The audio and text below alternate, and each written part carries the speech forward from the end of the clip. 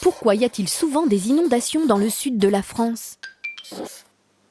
Depuis septembre, de Toulon à Montpellier et jusqu'à Perpignan, la côte méditerranéenne a connu une météo très pluvieuse entraînant des inondations.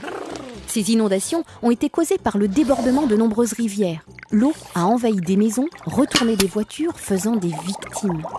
Mais pourquoi les cours d'eau ont-ils débordé dans le sud ? Les régions méditerranéennes sont coincées entre la mer et des montagnes, comme les Pyrénées, les Alpes ou le Massif central. Des vents chauds venant du sud se sont chargés d'humidité. Depuis la mer, ils se sont heurtés au massif montagneux, ce qui a provoqué de très forts orages. C'est plutôt normal qu'il pleuve à cette saison. Mais ce qui l'est moins, c'est la répétition des jours de pluie. Et il y en a eu plus que d'habitude dans le sud de la France. Durant ces journées, quel déluge ! Il est parfois tombé autant de pluie en 24 heures qu'en 3 mois.